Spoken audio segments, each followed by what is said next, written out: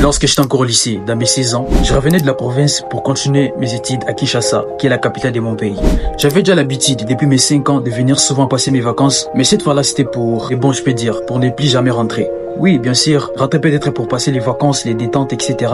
Mais sinon, c'est maintenant à Kinshasa que je devais passer presque toute une partie de ma vie. Et d'ailleurs, je suis jusqu'aujourd'hui. Et là, arrivé en ville, vous savez comment est-ce que ça se passe? Tu changes de milieu et tu dois impérativement, peu importe dans tous les cas, tu dois impérativement changer de mentalité pour t'adapter au style de vie que tu trouves en place dans les milieux auxquels tu t'es déplacé. Et je vous assure, au début, c'était vraiment un peu difficile pour moi. J'avais la manque de confiance en soi. Pas une manque de confiance en soi absolue, mais c'était une manque de confiance en soi qui m'empêchait de faire certaines choses. Par exemple, aborder des filles, parler avec les gens, prendre la parole en public. Parce qu'à cette époque-là, je me rappelle, dans mon école, dans mon lycée, on organisait souvent des exposés, des conférences où on avait un sujet bien préparé en avance, où tu dois prendre la parole en public et puis l'exposer devant ton auditoire, les élèves, les professeurs, etc. Et là, j'étais toujours en mode, mais putain, moi, aborder cette fille, moi, parler avec ces personnes, moi, prendre la parole en public, moi, parler devant tous ces gens qui me regardent comme ça avec l'air grossier. Mais t'es malade ou quoi? Je te foutre de ma gueule? Ah non, je peux pas le faire, jamais je pourrais le faire. Je pourrais jamais le faire. Ils vont se moquer de moi, etc. Non, je pourrais pas le faire. Et j'en avais vraiment marre de toujours me sentir incapable de certaines choses. J'en avais vraiment marre. Et là, du coup, bim, je découvre le développement personnel. Et là, maintenant, je suis en mode, Fares, tu dois te bouger le kill. Arrête d'être comme tous ces gars losers qui sont tout autour de toi. Deviens différent et exceptionnel, comme on te l'a dit sur YouTube. Oui, t'as intérêt de le faire. Sinon, ne regarde plus tous ces genres de contenus-là. On te motive, on te dit de faire, d'être exceptionnel, de se comporter comme un homme, etc. Tu dois te mettre au travail. Tu dois prendre ta vie en main. Tu dois arrêter avec tout ce que tu fais là. Tu dois maintenant reprendre ta confiance en soi. Prendre ta vie en main. Et te sentir capable de toutes ces choses-là dont tu te sens incapable. Et du coup, je vous assure les gars, moi qui n'étais pas en mesure d'aborder des meufs, de parler avec les gens parfois, de prendre la parole en public, je vous assure les gars, Dieu me voit au ciel, j'ai atteint le niveau où dans ma salle de classe, on commençait à m'appeler l'homme le plus charismatique de mon lycée. J'animais des exposés, je prenais la parole en public, jusqu'à ce que je me faisais même inviter dans des salles de classe où je devais aller parfois expliquer les cours, quelques matières sur l'entrepreneuriat, parce que c'était les domaines dans lesquels je m'étais vraiment trop intéressé et spécialisé. En tout cas, je vous assure, j'animais des exposés d'une manière incroyable. Et là, j'étais là, je me souviens encore, lorsque je prenais la parole en public, mais dans ma salle de classe, il y avait que des bruits, on criait, on disait, mais waouh, mais c'est qui ce mec? Mais comment est-ce qu'il peut faire ça? Parler avec cette audacité, avec cette éloquence. En tout cas, c'était vraiment incroyable. Et ça m'a poussé jusqu'à écrire un livre, une guide, qui va permettre à mes potes de l'école qui ne parvenaient pas à prendre la parole en public, qui étaient souvent neutralisés par la peur, à être eux aussi en mesure de prendre la parole en public, à exprimer ce qu'il avait à dire avec charisme, avec audacité, avec éloquence. Une guide, un livre, la prise des paroles en public. À cette époque-là, c'est ça les livres. Je sais pas, vous allez pas bien le voir parce que c'est un peu, tu vois, la couleur c'est blanche et du coup avec la lumière qui frappe comme ça sera pas possible. La prise des paroles en public. Et à cette époque-là, les refs, je n'avais que 16 ans. Pour être honnête, on va se dire la vérité. Je n'avais que 16 ans à cette époque-là, lorsque j'ai écrit mon guide, la prise des paroles en public. Je n'avais que 16 ans à cette époque-là. Imaginez un peu la folie. Déjà à cet âge-là. La raison pour laquelle, dans cette vidéo, je partage avec toi 4 étapes simples et pratiques à faire qui m'ont fait passer de ces mecs losers qui ne parvenaient pas à prendre la parole en public, à parfois aborder des meufs ou parfois parler avec les gens, jusqu'à atteindre les niveaux où dans ma salle on commence à m'appeler l'homme le plus charismatique de mon lycée et le parolier dans mon lycée. Les pouvoirs de la confiance en soi. C'est ce que ça peut faire dans ta vie. Avant de passer, si tu veux découvrir ma chaîne, je m'appelle Fares. J'ai 18 ans, je suis un jeune ambitieux comme toi. Ici dans ma chaîne, je te parle de la motivation, de la religion, du développement personnel, de l'entrepreneuriat et de tout ce qui a trait à la construction de la meilleure version de nous. Like, commente la vidéo et abonne-toi, c'est très important mon gars pour grandir la chaîne. Et si tu es intéressé par mon livre, par mon guide, les guides pratiques utiles pour transformer la perte de l'orateur à la capacité de réussir sa prise de parole en public, charmer et fasciner son auditoire par l'atout de son charisme, pour bien s'exprimer, parler avec confiance en soi, comme un gentleman, savoir maîtriser tes pairs face à ton interlocuteur, et je suis là pour t'informer que les guides est dispo. Tu auras des exercices à l'intérieur que tu auras à pratiquer au quotidien qui vont te permettre d'améliorer ta façon de t'exprimer, qui vont te permettre de maîtriser l'art oratoire, maîtriser ta façon de t'exprimer, en fait d'éviter parfois des gaffes lorsque tu t'exprimes, bien employer tes mots, parler avec éloquence, Donc, il y a beaucoup de choses très importantes à l'intérieur, même de la motivation. Alors, si tu es intéressé, clique sur le lien de mon groupe WhatsApp en description et tu vas m'écrire en privé. Et une très bonne nouvelle pour ceux qui viennent parfois me parler pour des conseils, du mentorat, etc. Si tu veux me consulter pour des conseils, du mentorat, de la motivation, je suis dispo pour toi et c'est gratuit. Je le répète encore, c'est gratuit. Je te laisse les liens en description ou soit les liens de mon groupe WhatsApp. Tu vas intégrer et puis tu vas réserver un appel gratuit avec moi. Sans plus tarder, prends ton temps. C'est parti.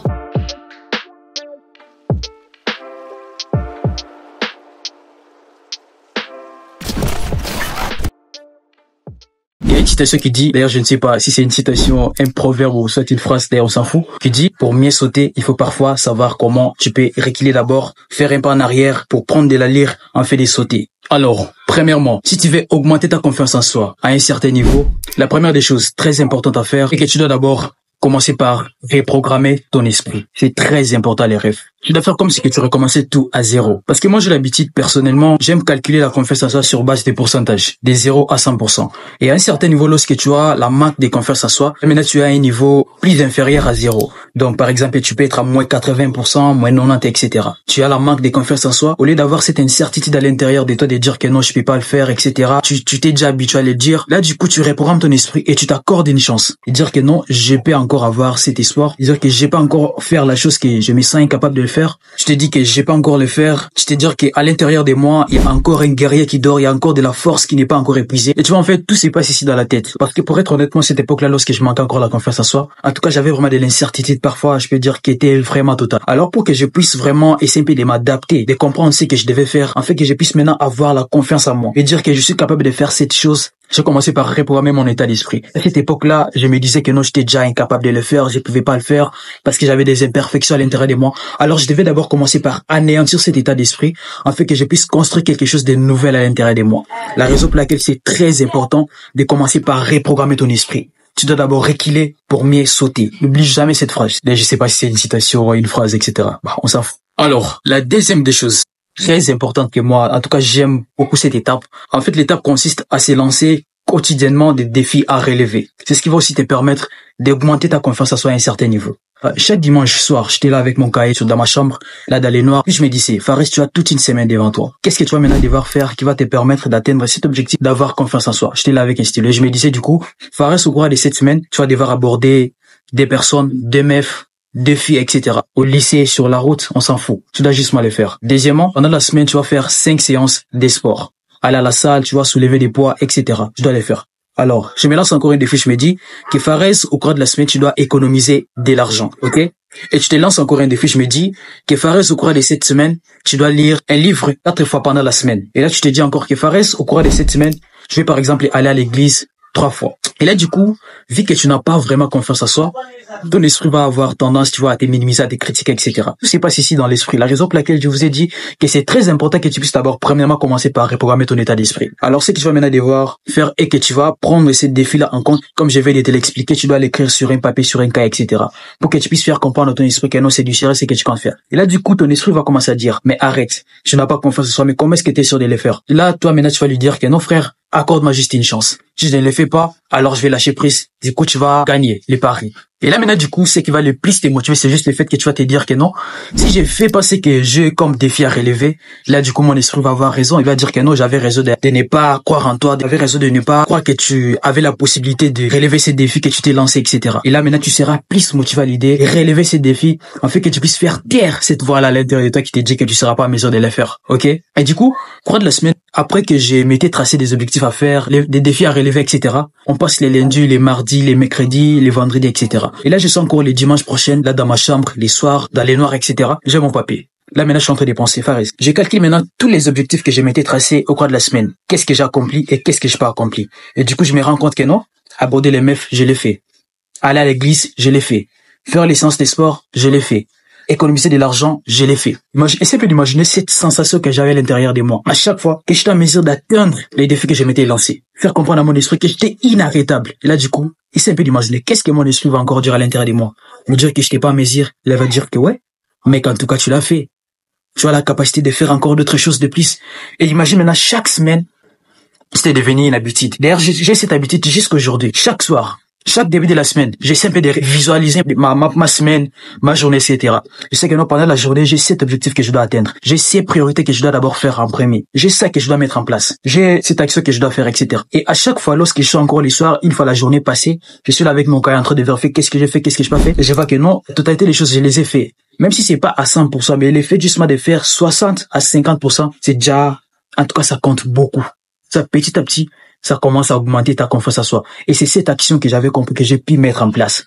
L'action, et c'est lancer des défis à relever et être en mesure de relever ces défis. En fait, faire comprendre à ton esprit que non, c'est possible, que tu as les potentiels à l'intérieur de toi, que tu as la capacité, la possibilité d'encore faire mieux que ce que tu te faisais croire au début lorsque tu n'avais pas la confiance en soi. Tu fais taire cette voix négative qui est à l'intérieur de toi. Tu lui dis que non, mec, attends, arrête-toi. Je peux le faire. J'ai la capacité de le faire. Et c'est comme ça, au fur et à mesure que tu commences à gagner la confiance en soi. C'est juste quelque chose de l'esprit, des petites actions que tu mets en place. Et du coup, tu verras que petit à petit, ça ira. OK? Alors, la troisième des choses très importantes à faire qui va aussi contribuer à ta quête d'augmenter la confiance en soi, tu dois travailler sur ton physique et ton apparence. Tu sais, parfois, il y a cette phrase qui dit que l'habit ne fait pas le moine, etc., machin. Et moi, je te dirais que non, l'habit ne fait pas le moine. La plupart des temps, si tu ne vois pas les moines habillés dans l'air, habillés là, tu vois, c'est orange, jaune, bah tu vas pas vraiment comprendre que cet homme c'est tes moines. Parce que tu vois, la première fois que tu te rencontres avec une personne, la première fois que tu parles avec une personne, tu vois, il va plus te juger, il va pas d'abord connaître tes habitudes, ce que tu es réellement, tu vois, tes comportements, etc. Mais il va plus te juger sur ton apparence, ta façon de t'habiller, ton physique, ton visage, ce que tu véhicules en fait. Et là du coup, vu que j'avais vraiment cette envie-là de reprendre confiance en soi, d'avoir un certain potentiel, je m'étais dit que non frère, en tout cas tu dois te lancer, tu dois faire les sports. Et tu sais, avec cette époque-là, je venais de découvrir les développements personnels, tu vois, j'étais vraiment motivé. Lorsque je m'étais vraiment lancé au début avec les sports, je t'ai dit, frère, à chaque fois que je revenais de faire une séance de sport, frère, en tout cas, j'avais vraiment une sorte de motivation, une sorte de force à l'intérieur de moi. Je me voyais comme si j'étais en mesure de battre même les diables en personne. Peut-être que j'ai débordé, mais j'avais vraiment une sorte de confiance en moi, une sorte d'estime de moi. J'étais vraiment très fier de moi. Je me disais que non, tu es vraiment un homme. En tout cas, je commençais vraiment par me valider par moi-même d'abord, tu vois, parce que la validation, premièrement, d'abord, ça doit d'abord commencer par toi-même. Parce que si toi-même, tu ne sais pas vraiment te respecter, te valoriser, frère, il y aura personne qui le fera pour toi. Alors moi, vraiment, je m'estime un peu trop. Lorsque je vais faire les sports, lorsque je vais de la salle, là, tu vois, j'ai transpiré, j'ai sorti, tu vois, de l'énergie que j'avais à l'intérieur de moi, j'ai soulevé les poids. En tout cas, je me sentais vraiment inarrêtable. Et là, du coup, demain, tu t'enfiles, tu mets ta chemise, tu mets ton pantalon, etc. Tu es là sur la route. Et qu'est-ce qui peut t'empêcher d'avoir cette audacité d'aborder une fille? Qu'est-ce qui peut t'empêcher, avec ton poitrine là qui est bombée, avec ta façon de marcher des hommes, tu vois, des hommes alpha, etc. Qu'est-ce qui peut t'empêcher de te sentir capable de parler en public, d'aborder une personne, d'atteindre tes objectifs et d'avoir confiance en soi, les rêves? En fait, tout se joue ici dans l'esprit. Tout se joue ici dans l'esprit. Alors, c'est très important, les rêves, à pouvoir se lancer dans les sports, à prendre soin de son physique, à prendre compte, tu vois, le fait de travailler ton physique, de parfois même faire quelques pompes le matin lorsque tu te réveilles. D'ailleurs, c'est mon habitude. Chaque matin, lorsque je me réveille, j'ai fait l'effort de faire même 100 pompes, quelques séries, quelques exercices, même avec la corde à sauter, etc. Ça me booste, frère, pour la journée que je vais de commencer. À ce qui concerne travailler ton apparence, etc. Et là, du coup, je te conseille, tu vois, tu achètes un parfum. Tu vois, c'est très important de prendre compte de ton odeur, l'odeur que tu peux véhiculer. En tout cas, ça contribue énormément sur ce que les gens peuvent penser de toi. Tu dois avoir un parfum. Tu vois, cette odeur-là, en tout cas, lorsque tu marches avec une personne, lorsque tu abordes quelqu'un, lorsque tu la dévas, tu prends la parole en public, lorsque tu fais des trucs, tu vois, ça fait vraiment toute la différence. Et t'as pas besoin d'avoir les parfums qui coûtent 100 €, 100 $, etc. Moi, tu vois, juste avec un 3 $, 5 $, 10 $, tu vas avoir un très beau parfum. Si tu viens en Afrique, tu vois, il y a trop de soleil. Tu peux parfois utiliser un papier mouchoir, ou soit, tu as du déodorant. Ou tu peux mettre sous tes aisselles, tu le mets, etc. Et ça te garde un peu cette fraîcheur au cours de toute la journée, frère. Et ça fait toute la différence. Est-ce qu'il concerne tes cheveux, dès que je me suis pas arrangé les cheveux avant de passer ici devant, mais c'est pas un problème. J'utilise un gel, je mets ça à la tête, etc. J'ai ma brosse. Je brosse mes cheveux, etc. Et là, tu choisis une coiffure. Et ça fait toute la différence, les rêves. Ça fait toute la différence, tu vois.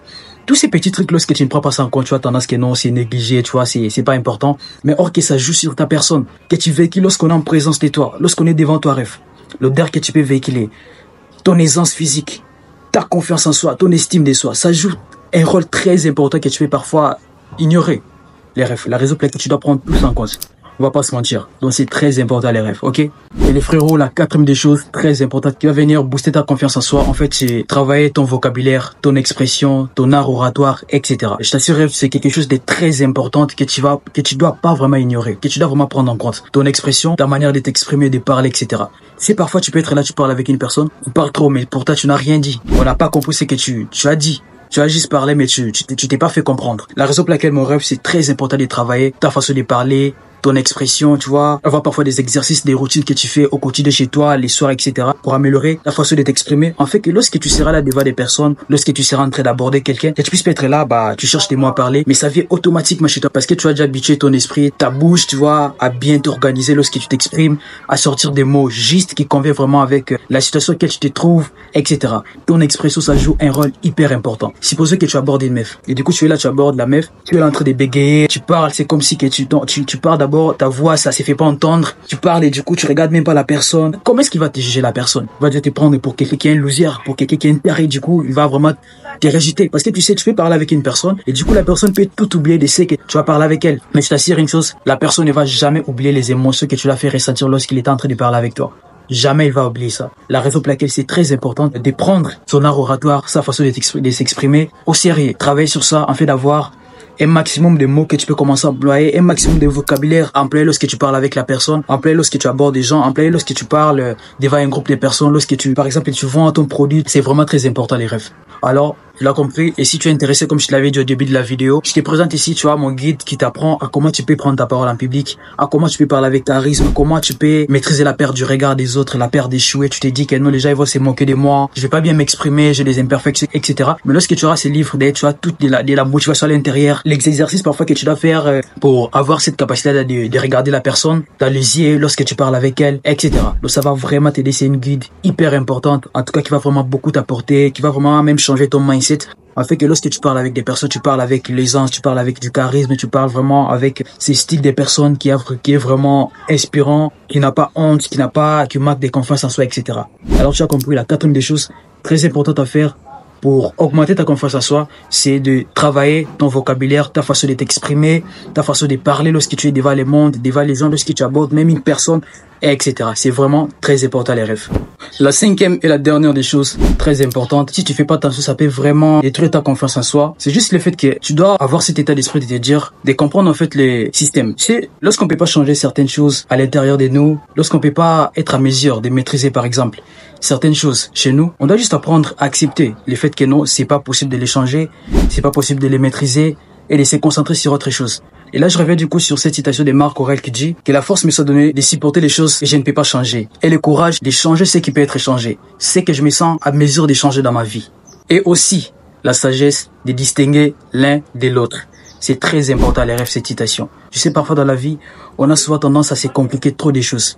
Tu es là, tu fais par exemple 1m50, 1m45, etc. Et tu te sens vraiment comme si que tu ne vaux rien dans la vie, que tu peux pas avoir le courage d'aborder une personne, tu peux pas avoir le courage de faire quelque chose d'exceptionnel. Tu dois juste comprendre le fait que non, tu vois, il y a des choses dans la vie qu'on peut pas changer. Il y a des choses dans la vie, si tu es né comme ça, si tu es fait comme ça, tu vas rester comme ça toute ta vie. Alors, à la place de plus se concentrer sur les choses là, tu dois au contraire te concentrer sur les choses auxquelles tu as la capacité de changer. Par exemple, si tu as un problème avec ta peau, tu as des taches, etc. Tu peux utiliser des produits qui peuvent te permettre d'enlever ces taches là. Si tu as par exemple les problèmes avec tes dents, tu as des tartes, etc. Tu veux changer en fait que cela puisse devenir blanc, tu as des produits qui peuvent te permettre de les changer. Là, c'est possible et tu peux le changer. Ton comportement, tu peux le changer. Ton physique, tu parles à la salle, tu peux les travailler, frère. Mais pourtant, au contraire, il y a d'autres choses dans la vie que tu peux pas changer. Alors, rêve, c'est inutile de se concentrer sur les choses que tu peux pas changer. Mais au contraire, mets ton esprit, mets tout ton focus sur les choses. Tu as la capacité de changer, par exemple, ta confiance en soi. Lorsque tu manques la confiance en soi, tu peux les changer, frère. Tu peux avoir la confiance en soi. Alors, c'est inutile de se concentrer sur ces choses-là que tu peux pas changer, que tu n'as pas les contrôles sur ça, rêve. Alors c'est très important. C'est l'une des choses aussi qui tue vraiment beaucoup plus la confiance en soi chez certaines personnes. C'est-à-dire que non, par exemple, j'ai une défaut avec mon corps, etc. Du coup, je ne vaux rien, je peux rien faire dans la vie. Non frère, on voit il y a des exemples des personnes qui sont peut-être des situations plus pires que toi, mais qui ont parfois le courage, qui ont la confiance de faire des choses exceptionnelles. Alors tu dois jamais être limité. Tu dois te dire que non, tu vois quelque chose, peu importe ta situation, tu peux te concentrer sur les choses dont tu as le pouvoir de changer. Excellent dans ça frère. Si tu Tu es avec cet état d'esprit, en tout cas, ça va vraiment beaucoup t'aider dans ta vie à parfois te maîtriser, à savoir que non, il y a des choses qu'on peut changer dans la vie, il y a des choses qu'on peut pas changer. Et du coup, tu t'en fous des choses que tu peux pas changer, tu te concentres sur les choses que tu as la capacité de changer, frère. C'est comme ça que ça marche. On va pas se mentir, c'est vraiment une pire vérité et tu dois apprendre à l'accepter. Alors les rêves, pour conclure, j'espère que cette vidéo vous a énormément apporté sur le fait de comment vous pouvez augmenter votre confiance en soi à un certain niveau. Like, commente la vidéo et abonne-toi, c'est très important mon gars pour grandir la chaîne. Et si tu es intéressé par mon livre, par mon guide, pour bien s'exprimer, parler avec confiance en soi, clique sur les liens de mon groupe WhatsApp en description et tu vas m'écrire en privé. Si tu veux me consulter pour des conseils, du mentorat, de la motivation, c'est gratuit. Je te laisse les liens en description ou soit les liens de mon groupe WhatsApp, tu vas intégrer et puis tu vas réserver un appel gratuit avec moi. Et il y a aussi mon Instagram si vous êtes intéressé. On se dit à très bientôt pour de nouvelles vidéos. À plus.